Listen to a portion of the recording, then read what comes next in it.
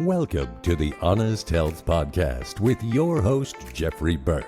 Honest Health brings you the brightest minds in the natural products industry, as well as athletes and entertainers. Jeff will keep you entertained and informed while educating on how to be successful on your healthy journeys. Now, here's your host, Jeffrey Burke. Hello and welcome to the Honest Health Podcast. My name is Jeffrey Burke and I'm so glad you're here.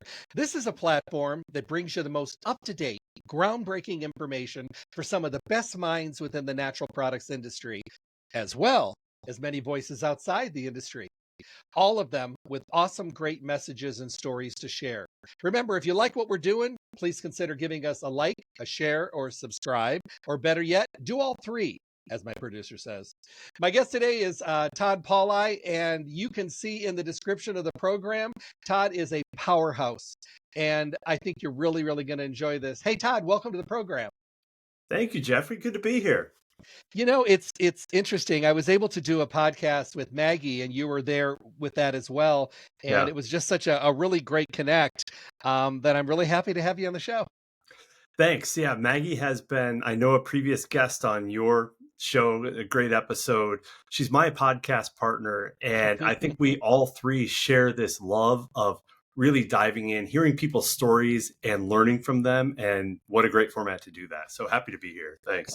It's wonderful. And, you know, this industry, I'm in my 45th year in the industry, so I've been around a long time. I've seen a huge metamorphosis. I've seen the worms turn into caterpillars, turn into butterflies. I've seen it all. And, but every time I get cocky with myself and I think I know everything, I find out that I don't. So I get a little reality check.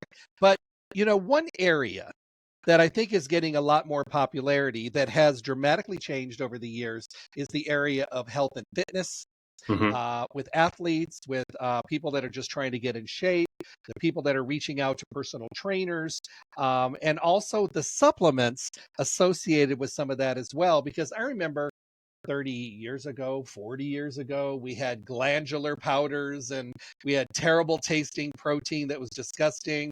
And it was only for, they called them juice heads back then, because nobody worked out, nobody exercised. It was all about the protein shake and the calories, and people were really not being active. But today, activity can be so many different things. And there is absolutely nothing wrong, because I think it's a great idea to bring nutrition that can help you transform the new kinds of activity and exercise into something more and be able to see a result, and maybe let us see something a little sooner so we don't lose our interest too quickly. Yeah, that's a good point. It's funny. I haven't been in the industry quite that long. It's been, gosh, I think 15 years or so. But I remember two things come to mind. I remember in high school being in the weight room, which I had no business being in. I was a track athlete. I didn't know what I was doing, but they told us we had to go in there. And then I heard one of my classmates was taking creatine. I thought he was about to get arrested. I had no idea, right? And then fast forward, I get a job earlier in my career at Now Foods, the supplement manufacturer, health food manufacturer. And I remember as the marketing manager, getting stacks of bodybuilding magazines delivered to my desk every month. And if you were going to associate with those magazines back in the day, you know, in the mid 2000s, you had to be huge. They had this photo treatment. I don't know what it was, but they made everyone's pores black, kind of like they upped the contrast so much that it was a weird thing. It wasn't very inviting. I knew it wasn't for me back in the day. And now look where we are as far as it transforming. We were talking just before we got on, at the gym, in regular walks of life. I have people asking me like, hey, what supplements should I take? I'm trying to get a little stronger in the gym, which I never would have thought would have happened. It's been a great turn of events, and I remember protein shakes are now called smoothies or nutritional smoothies and fruit smoothies, and you know, there's amazing powders today that allow people that are used to skipping meals or people that are looking for a better way to get quality nutrition and protein into their body. And you know, I work with a couple oncologists who have now started to incorporate in creatine and protein shakes for some of their patients. So we're seeing a huge change in the focus, and you don't have to be a 300-pound professional power lifter to start using supplements. You could be a track star. You could be someone who does lightweight, someone that is a marathon runner, someone that is just occasionally doing adult intramural sports, but Yeah, why not get the most out of it? absolutely. And I think, there's been this change in terminology within sports nutrition, and there's been sort of a delineation in terms of what we call folks who are trying to be active and eat the correct things, take supplements for the correct reasons. There's sports nutrition, which I kind of frame as performance sports, nutrition, where it's an elite athlete really trying to improve some metric. And then there's the rest of us who know we should be moving, right? Who know we should be exercising a certain amount of times per week. And in order to do that, there's something about if you feel good while doing it, and you eat the right things to make sure that you're energized to do that and you recover okay, so you can do it again later in the week. That's active nutrition. And boy, the bucket for that is huge. That's almost everyone. If we just follow the basic guidelines of eat right and move, you fall into that active nutrition bucket in some way. Well, talk about your focus these days and your company and kind of where you guys are aiming, because I think you have a pretty big target out there. And I think that a lot of us are kind of a little scattered. We know what we need to do, to your point. We know we need to do something. We may not know how to do it, but we're really good at giving ourselves guilt for not doing it. And we know what we need to be eating, but we know what we like to eat. So we're eating more of what we like than more than what we should be. So we're confused. Yeah, I well, admit it. I appreciate you thinking that I might not be as scattered, because I'm right there with you. But as far as in terms of this Move Nutrition Network is something I started a couple of years ago. I've been involved in the industry, like I said, about 15 years. For the past 10 or so, I've run 24 Stores Marketing, which is purely a marketing firm focused just on ingredient companies and supplement companies. So we shoot a lot of videos and do that sort of thing. While I was doing that a couple of years ago, I just had an opportunity to talk to a lot of researchers in the field. And I thought, gosh, there's got to be a way to take the research that's happening now at the collegiate level, at the ingredient producer level, where they're doing these clinical trials and trying to understand, how certain ingredients affect people's performance when they're trying to be more active. And I thought there's got to be a better way to get that information into individuals' hands. And I started thinking about trainers. I started thinking about, dietitians, nutritionists, people that consumers go to for help when they're trying to get more active or maybe turn their lifestyle into a little bit healthier picture than it has been in the past. And they rely on these experts. And I just saw this connection that could be strengthened, not that it wasn't there already. So that's what Move's focus really is. So we work with a lot of researchers, a lot of ingredient companies who are doing clinical trials. And then we pass that information on to those folks working directly with consumers. And, I say that we do our little part. Our mission's twofold. One, it's to help grow the active nutrition industry because we think it's good for everyone. We want to see it thrive. But the other thing is we really want to focus on the legitimacy of that industry. There's a lot in the natural products, in the supplement world that is out there that's great. And the vast majority of those products are. There are some bad actors in that industry that put out something that may not, be what the label says it is, or might not have the efficacious dose in it. And so at Move, we also see part of our mission being, let's get the right science and the right knowledge into the experts in the field working with consumers. So we try to do our little part to make that happen. Well, I think clarity is a lot more important than people really understand. And, I think a lot of people are afraid to appear uneducated when it's really just more of a naiveness, or it's an area that they haven't really stepped into. And I tell people all the time, the fastest way to learn is to ask a question. Yeah. And I do everything I can to bring people back to the brick and mortar stores, to the stores that are really making a difference, to the people that are passionate about the industry. But, don't guess, ask questions. Yeah. And we have to remember that this happens a lot at the gym. There's a lot of people that they're working out and they'll see somebody there that are making gains. They'll say, hey, what are you doing? And they'll say, Yeah. well, I'm doing this, this, and this. So this person decides to go and do this, this, and this. Hmm. But that's not the right thing for them. But they didn't ask any Right. questions because we don't all fit in the same box. I tell people all the time, I can get you to the finish line with everybody else, but you may need to follow a different path or a different trail. So don't be afraid to ask, because you know what happens when you try something without counsel. Chances are it's not going to be successful, and it's going to turn you off to the entire industry, and you're not going to go back and ask a question when you might have gotten better results had you just said, I need some help. Absolutely. And I think that's part of the mission of the whole industry, natural products in general is, Yep. we're so rooted in trying to educate consumers. And I think that culture of educating consumers along the way has benefited us because it helps good companies thrive in terms of doing research and doing the right clinical trials and getting that information out there. So I'm excited just that's part of what I get to do every day. Those are fun conversations to have.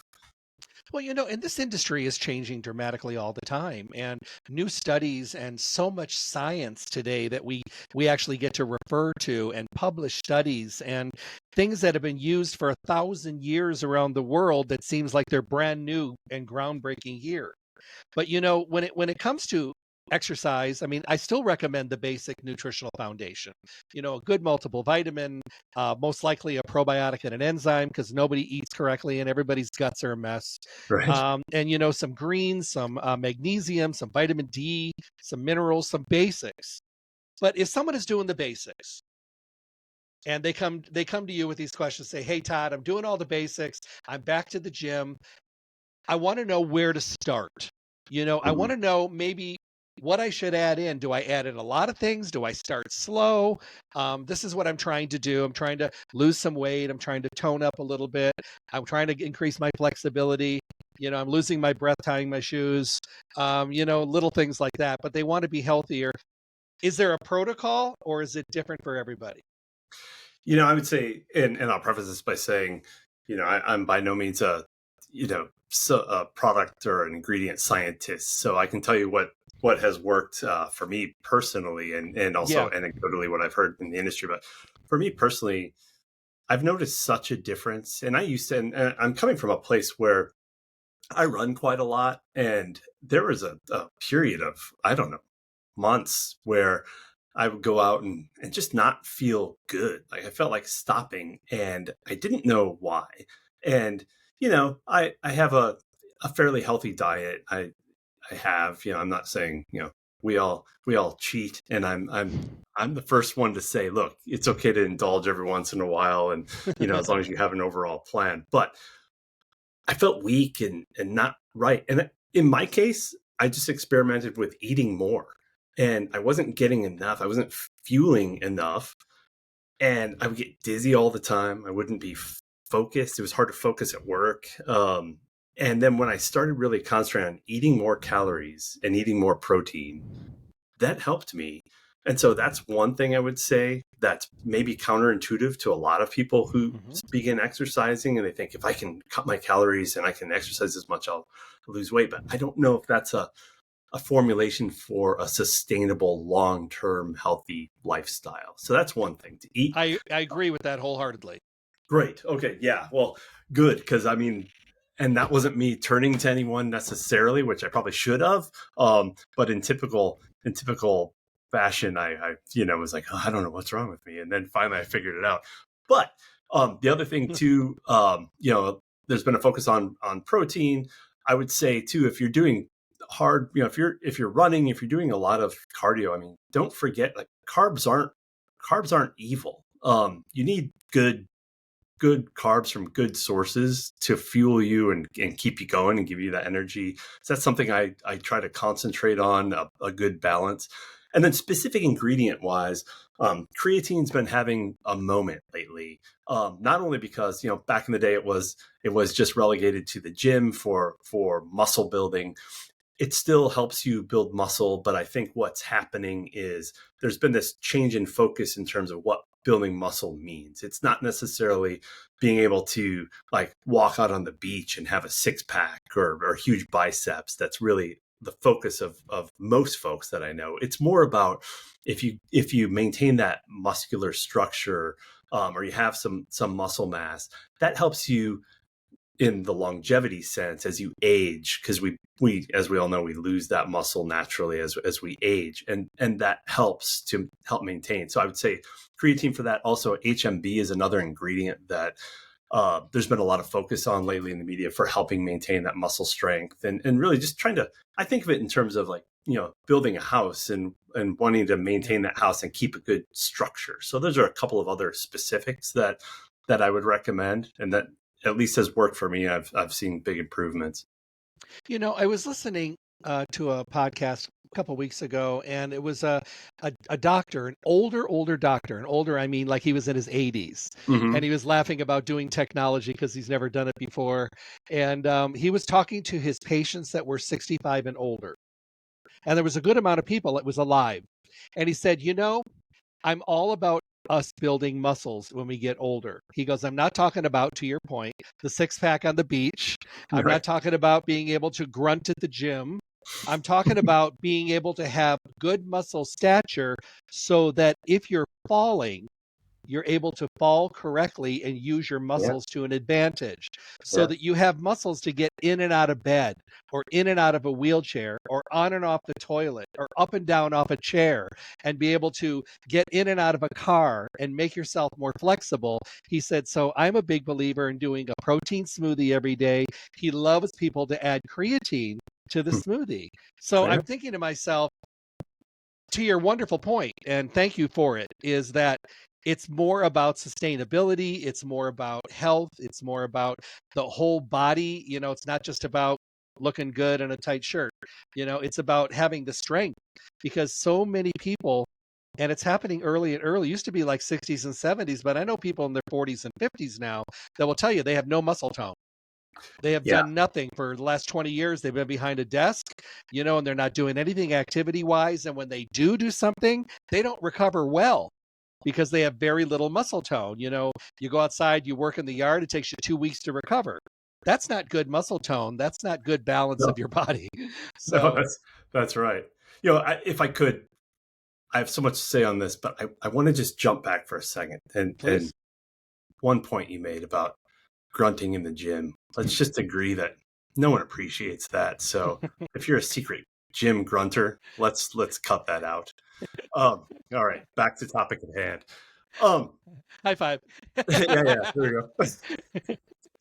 go. I've also heard it described, and I thought this was interesting. Someone we were talking to on Move Network said, how as you get older, a lot of people say, oh, I just don't have the energy for that. Or they'll look at their kids and say, oh, I wish I had the energy to do that. And this researcher brought up an interesting point. He said a lot of that energy has to do with having muscle and having enough strength to still do that when you naturally did before. So that's something interesting I always think about, and wanting to maintain that. And I can tell if I'm fit, if I'm, my diet's in check and I'm doing what I should as far as moving, I feel energetic. I want to go out and jump around and, to the, my wife laughs at me if I'm jumping around on something as we're walking through a park, but it's fun. When I have those periods of my life where I'm not doing the right things and I just look at that same, gym equipment in the park as we walk by the school in the morning, and I'm like, I don't have the energy to do that. I know something's off. So I think there's something about that, maintaining muscle for those reasons of being energetic, but also listening to your body and yourself and thinking, if I don't feel as energetic as I did 3 years ago, what's changed and what might I need to improve?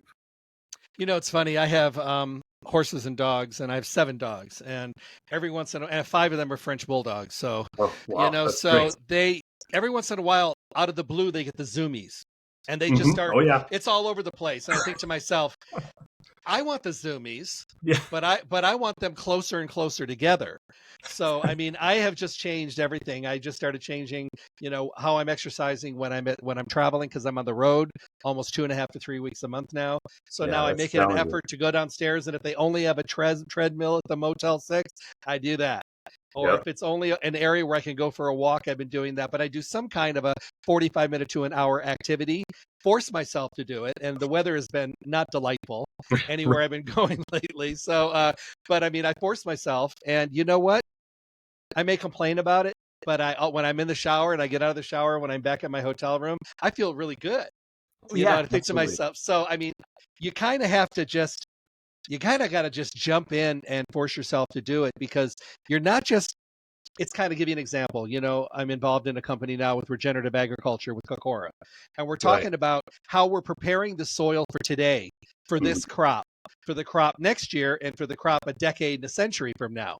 We're trying to prepare. I think we have to do things now for today and for tomorrow, for next week, but also for years down the road as these so-called golden years start coming at us. I think we need to start opening our ears and asking questions. And this amazing resurgence of creatine has been unbelievable, because it was big before, but now the category has opened up completely.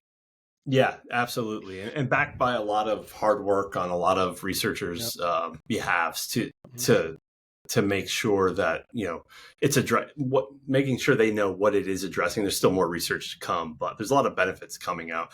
I think you're right, and I think as I look, when I go to the gym and there are a lot of folks who are over 60, over 70 that are in there just by happenstance, the time of day I usually go. And you can tell the people that have been there, who have been doing, have been moving, have been eating correctly. They're still fit in their 70s, their 80s, and they're bopping along and they're in a good mood. And and then you might go outside of the gym or wherever it is and see someone of the same age. And gosh, you're to your point, like I'm in my 50s and I see this difference even in that age range. You can tell, someone who's preparing for the long term versus not, as far as health and wellness goes. So your point's just a great one to remember. That's something to, keep in the back of your mind when, like we all have, like you said, you're traveling or whatever, and you don't want to quite get out there.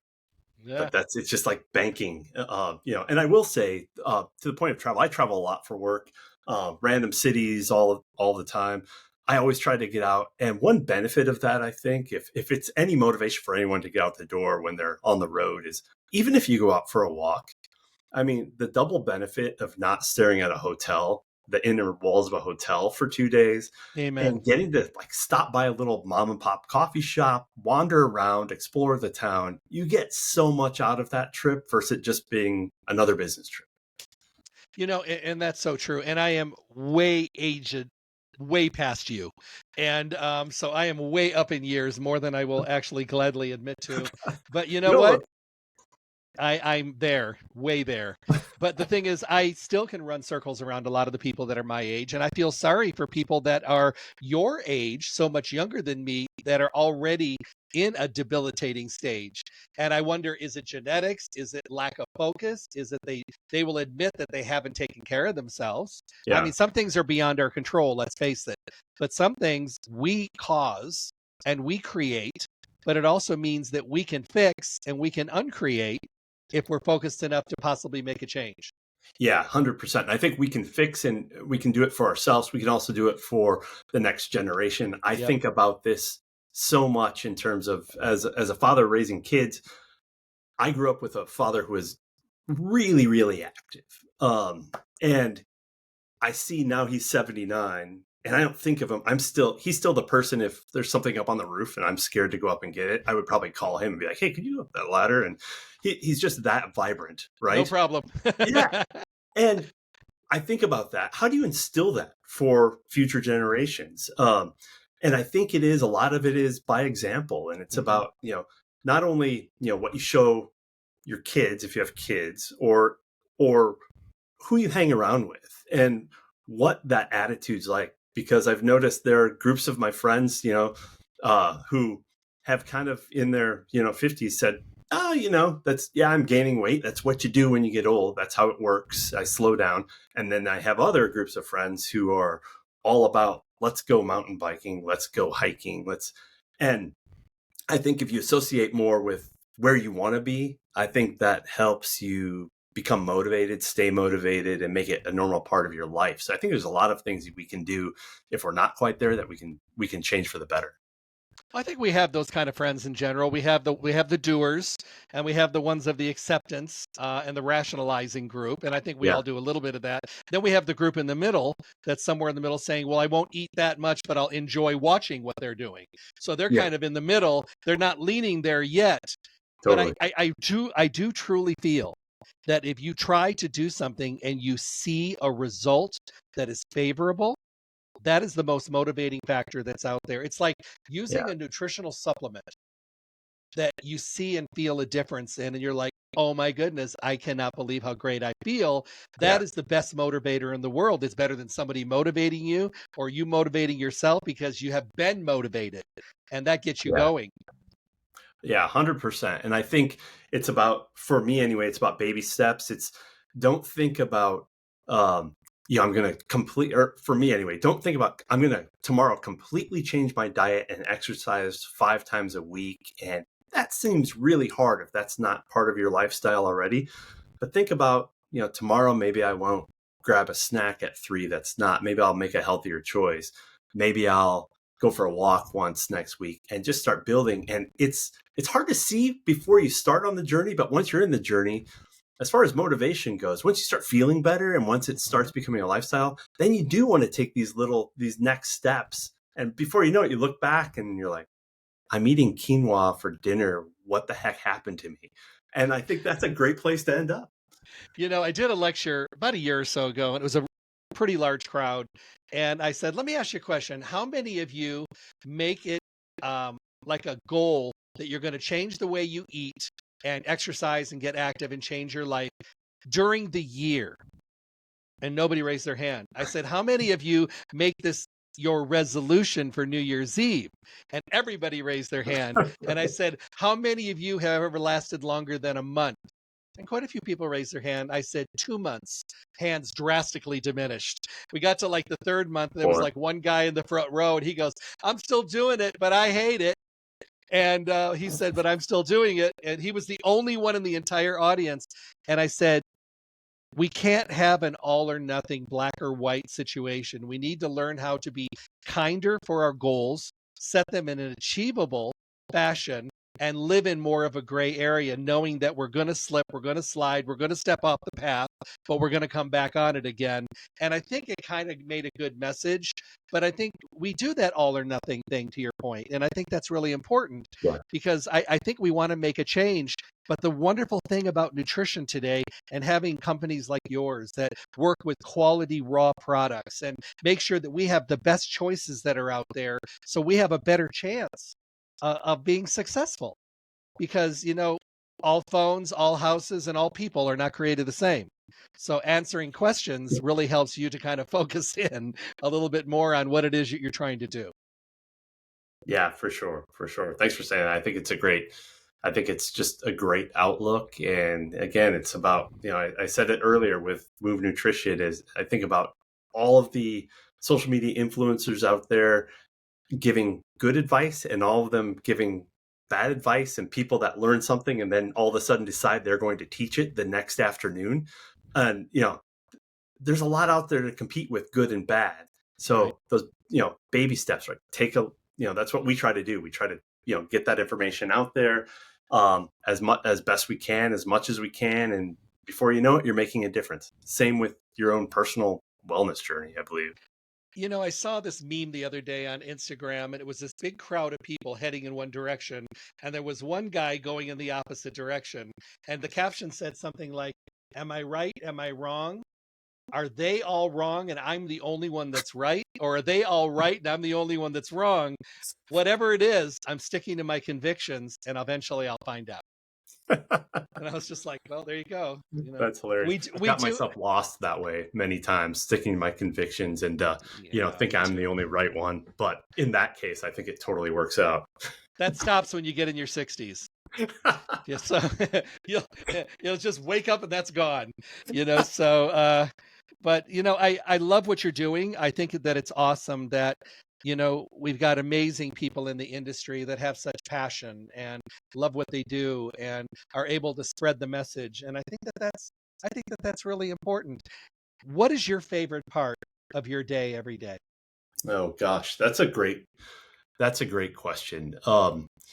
You know, everything I do between the 24 Stories Agency and Move Nutrition Network is, and this is going to sound cheesy, and I understand this, but it's just it's the truth is, we're all story based. They're in one way, shape, or form, whether it's for clients or whether we're talking to people on Move Nutrition Network, it's telling stories. And whether I'm out shooting video with folks for the agency side or talking to people like you as part of Move Nutrition, that's the part I love the most. I'm super curious about people's stories. I don't care, what the story is. It's just fun I'm really curious that way. So anytime I get to do something like this, that's the best part. I opened up my podcast. I'm going to have a bunch of professional entertainers and professional athletes on here. Oh, excellent. And for me, I don't really care about the entertaining and the sport. I want to know what they do behind the curtain to be able to do what they do. Yes. And one of my really, really good friends, she's a professional barrel racer because with horses, we're Yeah. kind of tied into that community. And last year, her and her husband, who's a professional tie down roper, and they're both going to be coming on the show. And they traveled all year last year. They hit hundreds of rodeos. They living in a living quarters horse trailer, and it's beautiful. Don't get me wrong, but they're on the Sure. road almost all year, homeschooling a 5-year-old and a 6-year-old. Wow. I want to know how they did that. Absolutely. Because if they can give us some ways of being able to juggle those plates in the air, I want to know. I want to know people that are traveling that are entertaining. How do you deal with paparazzi? How do you deal with living on the road? How do you deal with hotels? How do you keep your diet clean? How do you keep your mental acuity balanced when there's so much going on? Because all we see is on the recording or on the stage or on TV. We don't see anything else. I want to talk about the anything else. I think that's an excellent idea because even if you think about other podcasts and interviews with those folks, usually it's about the work. And Exactly. I think getting beyond that is really great. We have an opportunity. We're fortunate enough to work with a lot of athletes through one of our clients, and a lot of the folks are aspiring Olympians. And so many of them, it's great when we see them early and then they make it to the games and they win medals. It's really cool. Mm-hmm. I can't emphasize enough how interesting it is to spend time with them in their day-to-day and understand what a sacrifice that is in terms of training, in terms of trying to gamble on in your 20s whether or not you're going to make the next Olympic Games or whether or not, as you see all of your college roommates go off and get professional careers and start lives, whether or not you are behind in their perspective. And those types of stories I am completely interested in and humbled to be able to tell. And I am just so excited to hear who you have coming on and taking that angle, because at least this is an audience of one, I understand, but my gosh, that's just so interesting to hear those backstories. I look at it this way. We all idolize people. We put people on pedestals all the way around us in our careers, in the entertainment field, on the ice, on the slopes, on whatever. We put these people on pedestals. But I think secretly all of us would like to know a little bit more. Yeah. We want to know a little bit of a backstory, kind of like Oz behind the curtain. We kind of want to know a little bit more about them, because there's nothing more powerful or effective is hearing from someone that you idolize that they go through some of the terrible craziness that you go through and they found a way to persevere. Because I think that gives us the strength to say, wow, if they can do it, I can do this. I'm not going to give up. This is someone who I love and I respect and I follow and I adore and I love everything they do. I was interviewing, if you go back to my podcast, a real good friend of mine was on, and his name is Mark Buney, and he's a fantastic barrel racer. Fantastic. And we kind of talked a little bit before, but he opened up the door and said that he had dealt with depression for a long, long time. wasn't sure where to go. I just let him go because he wanted to open up about it, and he's doing fantastic. And he's been able to overcome and persevere. And that was powerful to people that may be going through it, thinking to themselves, I've Yeah. had Zach Williams on, Robin Williams' son, and he's Oh, starting a interesting. mental health foundation, and he's got a line of products for anxiousness and mood and that kind of stuff. And to him, it's very personal. But the thing Hmm. is, the message is great for someone that may be struggling. And that's the whole idea of being able to supply information. And, for all the people frustrated with exercise and weight loss and getting stronger and getting strength, you're there, so everybody's providing a service. We just have to be a little bit more open to accepting it. Yeah, absolutely. I love the idea of the commonality between the struggles we all go through, because if you break it down, whether you're talking to a famous actor, a famous athlete, yeah, it might look different on the stage, but the decisions they have to make every day and the struggles they face just on either a biomechanical or psychological, you know, in that sort of way, it's very similar to the things that we have to decide every day. I don't think I've talked to athletes about this a lot. So at the highest game, I'm like, hey, have you ever had a day where you wake up and you're like, I just don't want to train? And, they Yes. are all like, of course I do. Uh-huh. I mean, I'm convinced by now that me not wanting to get up and go for a run in the morning, they face that very same thing, but they do find ways to, whether it's just trick themselves to say, I'm just going to go for a mile. And then they just go a little longer, whatever that is. We can learn so much from them. So I'll be tuning into that for sure to hear some of these new guests that you'll have on. That's excellent. If you could leave everybody today with a thought about something that means something to you, like Todd's thought for the day, Sure. what would it be? Sure. Let me try to filter out the ridiculous ones. All right, I've got one. I think about this quite a lot because my whole life I've exercised, and it really has been, my dad did it, I did, and it's just become a habit. And so here I am in my 50s, and people are like, oh, I want to get started. What do I do? Here's the thought. The thought is, I'd like everyone to think back to when they were between 8 and 10 years old. Hopefully you grew up in an environment where you were able to go out and ride your bike around the neighborhood. You were able to run through the woods with your friends and play tag, whatever that is. And think back to how fun that was. And then I'd like you to think about today and what fitness activity looks like for you today, and try to match as closely as you can, whether that's literally riding a bike through the woods or running through the woods or walking or doing whatever it is, throwing a baseball, playing basketball. Try to get back to what brought you joy in movement way back in the day. Because I find a lot of people will ask, like, oh man, I really need to exercise. I know it. So they'll go sign up for like a boot camp, which if that's your thing, that's great. Nothing wrong with that at all.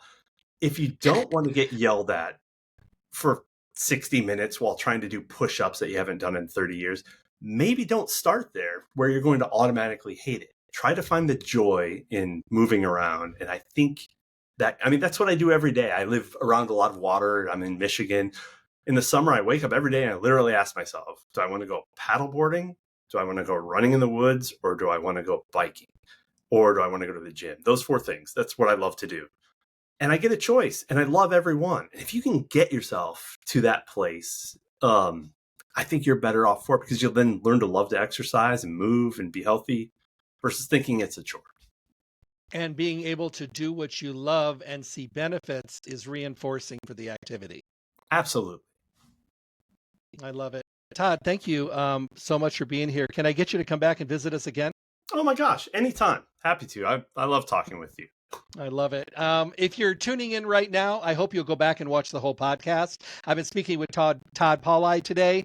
If you like what we're doing and you love the conversation, make sure to stay on top of what's going on. Make sure to share and subscribe and all that crazy stuff when you go to my YouTube channel, because I want to make sure that we bring you the latest, most up-to-date things on good health, information on great well-being from inside and outside the natural products industry. Todd, thanks for being here today, my friend. Thanks. It was a pleasure. Be well, everyone, and God bless. Stay tuned for more information from the Honest Health Podcast with Jeffrey Burke. And make sure to check back often for interviews and conversations from the guests we all want to hear from. I'm John the Announcer. Thanks for listening.